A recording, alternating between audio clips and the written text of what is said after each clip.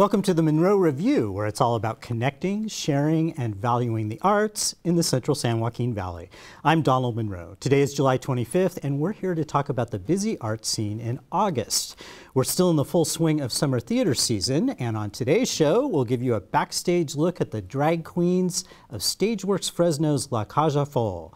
We will be joined by cast members of the Good Company Players production of My Cousin Rachel, which is an adaptation of the classic murder mystery. And we welcome 4 talented singers from California Opera, all appearing in the upcoming production of Carmen. But first, let's take a look at some of what I've been covering on MunroReview.com.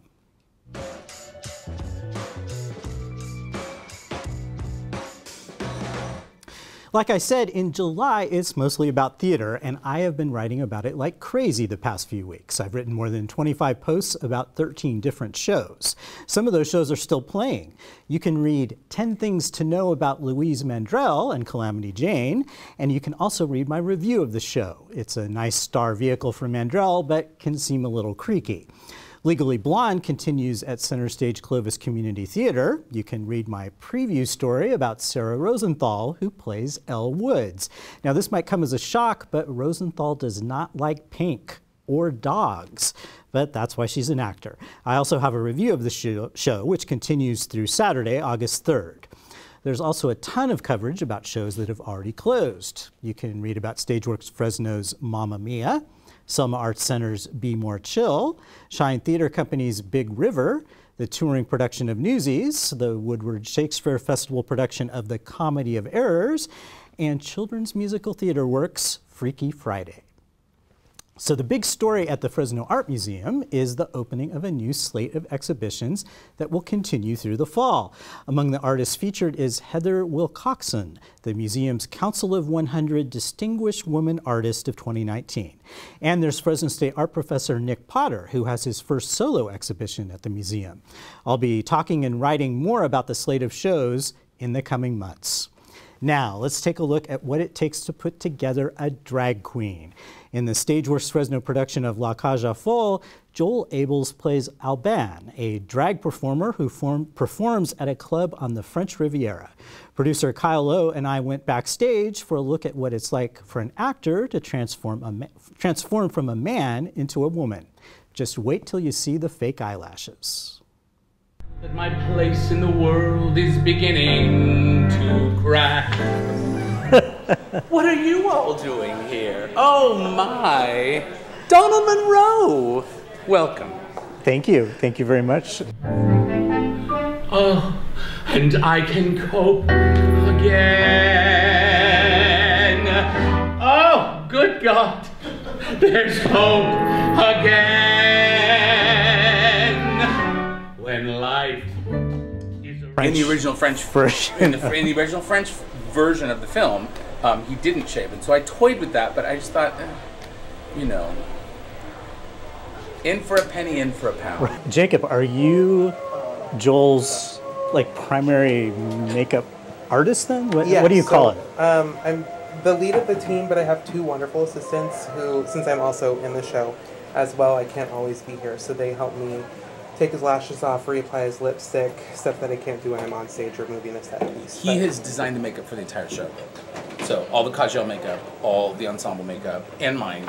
I just knew with the crazy way that we do things here and the fact that I'm pulled in a lot of directions, and I'm having designed the show, I'm still making those kinds of design decisions. As much as I would love to be able to sit and figure this out, it would take me a couple weeks. And I watch lots and lots of YouTube videos, trust me. Gotcha. So first is primer, just to help keep it in place. To seal the pores. To seal the pores. There's a lot of quick changes and stuff, and I just want to make sure it lasts through close, touching it and stuff. And then, secret little trick is under eye and facial hair stuff pulls blue. So using red helps counteract that. So once the foundation and stuff goes on, his facial hair, some stubble won't shine through. I'm a hair guy, and the hair, it does, and he has questioned whether or not I've actually shaved that day, and I'm like, yes. I ask him every day. It was 8 o'clock this morning, but I did shave, so. Since they are so close and, you know, they interact with the audience, We want it to be approachable, but still have the drag style to it, for sure.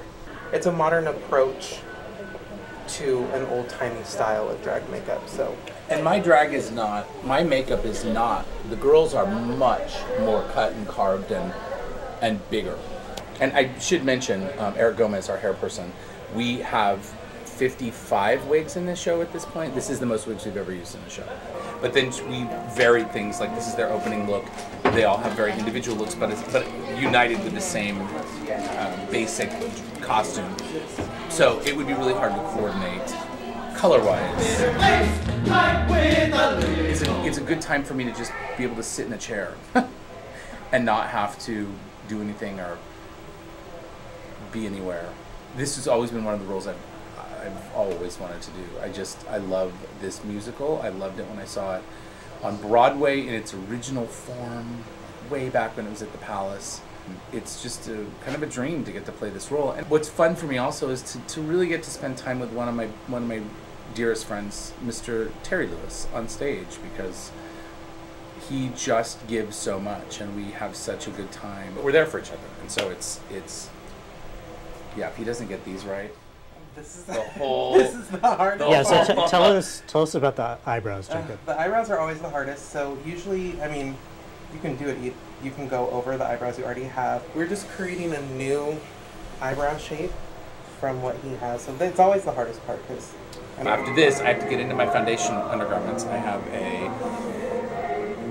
a foundation piece that is a constricting torture device that kind of helps to pull everything in. Then we have a pair of double Ds that are stuffed and they clip on. I wear the shaper the whole show, and then the bra comes on and off because it's just easier for it to be a detachable item. And I'm not gonna lie, when these lashes go on and I open my eyes, she just pops, and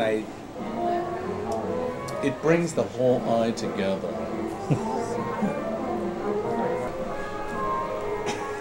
I'm a girl! These are showgirl lashes. And even, I mean, my God, you should look at Alex Figueroa's lashes. Those are, like, I feel a breeze when I walk by and he flutters his eyes. There's a lot of lash going on there. These are very bold, which I love. They're bold. Ah, there she is. It's a little bit more Jessica Rabbit. Red lip, purple eye. You're like, more beautiful than she is. I'm Eric Olson, and I play Chantal, one of the drag queens in the show. My name's Emmanuel, and I play Angelique, another one of the drag queens in the show. I've tried to make it kind of like a mirror image of the character I play on stage, sort of more grounded and boyish, if you will, just to like give the other half of that, and definitely like done with everything. A grade 8 bitch. Very you. Angelique is described as more of like the not so womanly queen, so I guess I'm like the manly queen. I try to do more of like the masculinity stuff in the show. A lot of that, yeah. Get a little pump before the show, go to the gym real quick. What is the toughest part of getting in drag? Oh, the makeup. The makeup takes so makeup. long. Shouldn't take that long, but I feel like since we've never done a full drag look before and we didn't really get that much practice, I feel like we're still trying to catch on to it. We get as much time as we can get. Yeah, we all help each other out too. Tell me about the heels. How long did it take and for you to feel comfortable in them, and what's the biggest challenge with those? You'd be surprised. These are small heels, but they hurt a lot. Learning the dances in the heels was definitely one of the hardest things I've had to do. If I had to walk half a mile in what stilettos are worn, I just don't think I could. And I feel like in the drag world, their kitten heels, as you may call them, are kind of looked down upon because they're small heels, but what they don't realize is that with smaller heels, you don't have that much support, so your foot's just sliding through your toes, and after a while, you're just kind of like, oh my God. Yeah. Looking at myself in the mirror, it's like a different person. My shape is totally changed. Yeah, for sure. The eyelashes, and like once the eyelashes and the wig comes on, you get the whole fantasy, and then you start feeling yourself, and then you get into the character. So yeah, the eyelashes definitely do it a lot. The finished product is fun, I'd say. I think getting in the tights and pads and everything is awful. But once you're there and you're here, I'm like, I'll stay in this forever just because I got this far. Regardless of all the pain that we're in, regardless of all the stress that we're in, you take a moment to step back and realize, wow, we're all in this for the same product, to give the same finishing product, and that kind of makes it worthwhile. Our first weekend was sold out. Very excited. Congratulations. Thank you. We have 7, 8 more performances. We have Thursday, Friday, 2 Saturday this week, and a Sunday, and then next week we close on the 12th. It's a very intimate theater, not many seats, and so you have to get those tickets early. Get your tickets in advance, absolutely. Well, thank you very much. I have a hard time not slipping into Zaza when I'm in this. When I'm in all of this.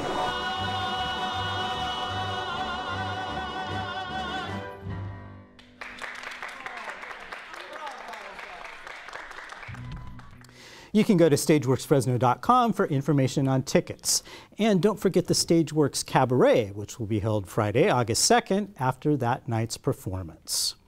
It's time now for our first in-studio guests. California Opera is a summer teaching institute and festival that welcomes singers and teachers from around the world. The marquee event of the festival is a fully staged production of Carmen at the Tower Theater. Let's welcome our guests. Thank you for being here. I got you out of rehearsal, right? Yeah, very nice. On a very hot day. Well, why don't we do introductions first? We'll start with Linda. Okay, I'm Linda Baird, and I'm from, oops, I touched my microphone. I'm from San Francisco, and I'm originally from Vancouver, Canada, where I got my education. And I moved to San Francisco in 2015, and I've been working with Edna since then. And that would be Edna Garabedian, our opera diva of Fresno. And tell us who you play. I play Carmen. You play Carmen. Okay, that's an easy answer. Yeah. So, Alex? My name is Alexandra Jaranek, though everybody calls me Alex. I am originally from Massachusetts, but I'm live in San Francisco. I'm an opera singer. I also play Carmen on the Sunday performance. So we have dueling Carmens, but you're friends, right? Yes, so it's all, we it's actually are friends. We are. We're mezzo sisters, is what we say. Yeah. That's great. Ara? Yeah, my name is Ara Karpetian. I'm Armenian, born in Iran. I studied in Vienna, Austria, and I moved to America 1 year ago. I'm very blessed and honored to work with California. It's your first time in Fresno? Yeah, it's the first time in Fresno. And tell us, who do you play in Carmen? I'm playing Don Jose. Okay. Yeah. And finally? I'm Gabriel Munro, and I'm from Los Angeles, but I spent all my summers here in beautiful Fresno during this, the most beautiful time of year. You always, I was telling you during break, you always pick the hottest time. Yeah. And so who do you play in? I play a character called Escamillo, who is the matador of Seville. Gabriel, tell us just a little bit about that character. It's one of the more interesting characters in the show. Yeah, absolutely. It's the character that Carmen falls in love with later on, after she's already fallen in love with him, and it's what really drives him to do some really bad things by the end. And it's interesting, I think, about Escamillo, and one of the reasons why maybe his music also is so appealing. Everybody's heard the right? Very well known. That really was a throwback for Bizet to the opera, the comic opera, which was the form he was writing in. And then they represent this whole new type of opera called the Verismo opera. It's all about heart on your sleeve, and I'm more of from the Commedia dell'arte tradition, which is a very stock character.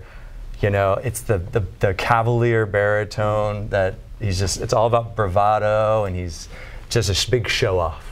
So Ara, have you been in Carmen before? Have you? No, it's the first time I'm singing Don Jose. Yeah. So what is your biggest challenge in this role? It's a very dramatic role. It's long, but it's very interesting because usually when we hear Don Jose, all the tenors are a little bit. It's so they're afraid somehow, but in a way it doesn't have so much high notes, but it's really dramatic and difficult, but it needs a good stamina. So I hope I have that. So that's part of work. Yeah. Yeah. Right. Okay. So Alex, what is it like to share a role? Do you, the two of you, talk about interpretation, or do you kind of stay away from that? Yeah, I mean, we talk about it. It's wonderful to share a role when you have a wonderful colleague, who is a friendly colleague. We talk about it. We also, we're different people, so we are each bringing ourselves to do our own version of Carmen within the concept of the production. So it's, we try not to mimic each other, but to support each other. So this is a fully staged production, and you have a live orchestra, you have the costumes, all yes, that. Everything, yeah. All that great stuff. Yeah. What is it like to be on stage and get to sing this part, Linda? I mean, this is the dream role for any mezzo-soprano. I mean, it has to fit your voice type, but I just feel so excited about it because you're carrying the show as Carmen, and you're in all 4 acts, and you're able to go through her emotional journey, and I find actually, even though there's more music, I feel it almost easier to memorize because I'm so involved in this character, and it's it really becomes a part of you. It becomes a part of you, and it kind of grabs you. It grabs you. You can't stop thinking about it. We've been learning the role for many months. It's not something you just say, hey, I'm going to do this, right? Yeah. So, Ara, you are in Fresno for the first time, yes. and you have a really interesting backstory. Tell us a little bit about yourself. Yeah, I'm, as I said, Armenian, born in Iran. In our country, after the revolution, we didn't have any opera. So I was working in Austrian embassy in the music department. And then that idea came with me and my music director there that let's do opera. So I was the first person who produced and did a full opera production of Magic Flute in Iran, with orchestra and all costumes and everything. So the first time? Yeah, it was first time after the revolution. After the revolution? Yeah. 40 years. That's 40 years, yeah. That's really amazing. Yeah. So Gabriel, you have been coming to California Opera for a long time. What is it about it that just makes you want to keep coming back? It's quality. The quality of the opera here is very high. There's quite an opera tradition. You have Edna, who grew up here, right? There, she's over there. I know I'm including. She's off camera. I'm including Edna Garabedian, the illustrious stage director, right. And opera singer, and she knows. She's worked with the greatest singers and the greatest directors in the world, names that you would know. Placido Domingo and Giancarlo Del Monaco, so great it sounds director. Like a really great experience for you. Yeah. So Alex, we only have a few seconds left. Can you just tell us when is Carmen and how do you get tickets? Yes. Carmen is Saturday evening, August 3rd at 7 p.m. and Sunday afternoon, August 4th at 2 p.m. And you can get tickets by contacting California Opera or contacting the Tower Theater. And it is going to be a great production. I can already tell. Thank you so much for being here. This was really fun. Our pleasure. Yeah, thank you, pleasure. So you can go to californiaopera.org for more details. And we're going to take a short break, but when we return, we will talk about My Cousin Rachel.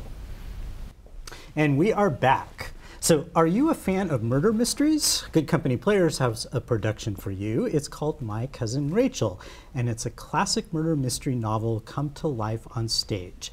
Let's welcome Anthony Tenianhouse and Emily Kearns to talk about the show. Thanks for being here. Glad to be here. here. Did I get you out of rehearsal tonight? You know, we actually already did. had a canceled We rehearsal. had a canceled rehearsal, but now we have these great plans here. to be There you go. So yeah, that's pretty cool. So My Cousin Rachel is actually by a really famous author, or is based on a book by a really famous author, Daphne du Maurier. Yes. And what did she write? She also wrote Rebecca. She's Rebecca. Another kind of thriller mystery novel. And also, I think The Birds, too, right? Yes, that was based on a short story so of that hers. kind of gives an indication right there, like what the show is, show is about. So Anthony, give us like just a brief rundown. on who you play and who Emily plays, and right. what the show's about. So my character's name is Philip Ashley, and what the show's basically about is Rachel is my cousin, and she is the wife of my uncle Ambrose, who essentially raised Philip as a child. He's his father, and then he got these letters in the mail from his uncle, basically saying he's in fear for his life because his cousin Rachel, my cousin Rachel, his wife, was trying to murder him. And so we got those letters, and then Philip goes to check on him, and when he gets there, he finds out he's been dead for 3 weeks. So when he goes back to the family home, and then he invites his cousin Rachel to come there, and that's kind of where the play starts, is him seeing this woman he's never met for the first time, who he suspects murdered his uncle, that's basically his father. So this is in a time, of course, before the internet and a few years before, yeah. Mobile phones and all that stuff. So you have to learn these things by letter then. Yeah, and that really is what makes the plot so interesting. Is there's new evidence coming up all the time that you didn't know about. Someone finding something in their jacket pocket that is super relevant to the plot. Things like that. Cell phones would have made this play very short. Yeah, so. Quick one act, 10 minutes. So Emily, some people are really into murder mystery novels. Are you one of those people? Oh, I am. Do you like to read? And who's your favorite? Do you have a favorite author? Well, I always grew up reading Nancy Drew books, okay. And I have hand-me-downs from my grandmother and my mother. And I actually did read Rebecca when I was very little, and my English teacher said, nobody your age likes that, but good for you. So I actually did really like Du Maurier when I was growing up. So why do you think plays and books like this are so popular? I mean, I think that it just kind of wraps you up and it becomes compelling. The plot just drives forward, and it's not always so much about the literature of it, but of what's going on, and you just have to know what happens. And it's so fun to argue about what did actually happen, because sometimes it's not so clear. Yeah, exactly. It's not always so cut and dry and so clear. So is this the kind of play that does give the audience clues? Are you able to would you be able to figure out who did it, or is it more of a kind of a mystery, creepy? I would say that it's the latter. Okay. I would go with that. It's not so much hard and fast evidence.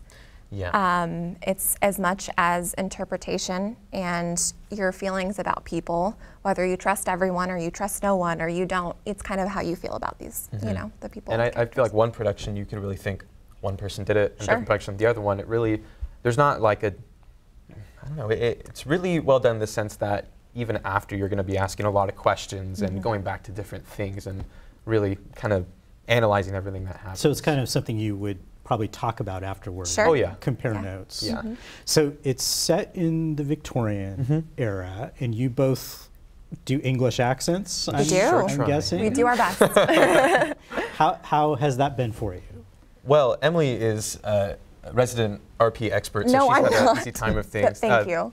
This is the first show I've had to do, so that's been a really fun challenge. A lot of homework, going on YouTube, finding people who speak in the accent and trying to analyze that and everything. It's a lot more book work than a play where you wouldn't have to. So that's a fun challenge for sure. Now, are these upper class characters? Very. The two of us are and but of the about 7 of us in the show, there are different dialects based on people's class and where they're from. So I understand there are some interesting gender dynamics at work in the show. Yeah. My character, I'd say, really kind of takes the place that usually in a Victorian era show a woman would normally play, in the sense that usually it's the man who's kind of mysterious and manipulative and everything. But in this show, it's kind of more so Philip's the one possibly being manipulated, and the one that is in more emotional turmoil and unease constantly because of the Rachel in the show.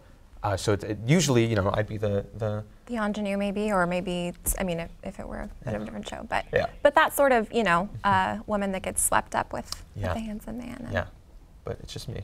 It's just so it's called My Cousin Rachel. Neither of you are Rachel. Tell us about Rachel. Yeah, so Brooke Aiello plays Rachel in our production, and Rachel is this very looming and mysterious presence who you either kind of become enamored with or have this mistrust for. She's definitely her own person, and she makes a really big impact when she comes into this little town that they live in. Yeah, I definitely say she's it's such a strong female character. She's, her ideals and the way she thinks the world should work is far beyond the 1850s, you know. So that struggle is really present throughout the whole show, too. You know, I know the Second Space is a very small theater, and sometimes audience members, I've been there, and they actually will talk. Oh, they sure will. Do you think that people will be like shouting out clues? Yes, I do. I hope so. I do yeah, think that. And the last show that I did was also murder mystery, and there was quite a bit of that. So yeah. Now, tell us what was that show? The last show I did was Shot in the Dark at Second Space, which was a lot more lighthearted and bubbly, but also a lot of less open-endedness, but a lot of people trying to solve the mystery for themselves. It must be fun to do a show that isn't as well known. A lot of shows get done that are based on movies. We all know the story, but I would guess that most people don't know what the conclusion's going to be. Yeah, and I mean, there was a movie that came out, I think, in 2014. Yes, and there's also a Richard Burton adaptation that came out before. So there's been a few things, but I wouldn't say the movie was super popular or anything, because I tell people, oh, I'm in My Cousin Rachel. They say, oh. My Cousin Vinny? What? Yeah, My Cousin Vinny.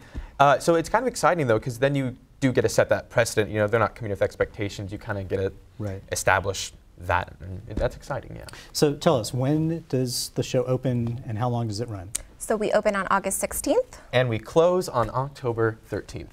And that's at the Second Space Theater. Yes. And it's a nice, long, healthy run. It is. Sure is. So I'm sure you'll have a lot of fun. Sounds like a really fun title. Yeah, yeah. Well, thank you for dropping by. Of course, thanks thank for you having us. You can go to gcplayers.com for more details. Now let's close out the show with the list, a selection of things to do during August.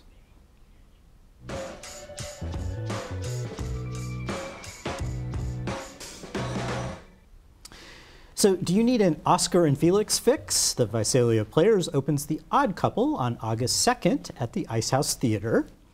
Children's Musical Theater Works opens The Little Mermaid Jr. on August 2nd. It'll be your chance to get under the sea. Another big event on the company's calendar is CMT's Got Talent, in which 10 acts selected from audition will compete in the finals for prizes and acclaim. The show is August 16th at the Veterans Memorial Auditorium. And at the Fresno City College Art Space Gallery, the Faculty Biennial exhibition opens August 22nd and runs through September 26th. It includes film, sculpture, painting, printmaking, drawing, ceramics, and more. Well, that wraps it up for this month's episode of the Munro Review. Be sure to keep up online at munroreview.com for previews, reviews, giveaways, profiles, and more. A big thank you to our volunteer crew, and a thank you to all our guests, Joel Abels in the cast of Lacage, the cast of Carmen at California Opera, and Anthony and Emily of My Cousin Rachel. And for all of you, please keep exploring and supporting the local art scene. We'll see you next time.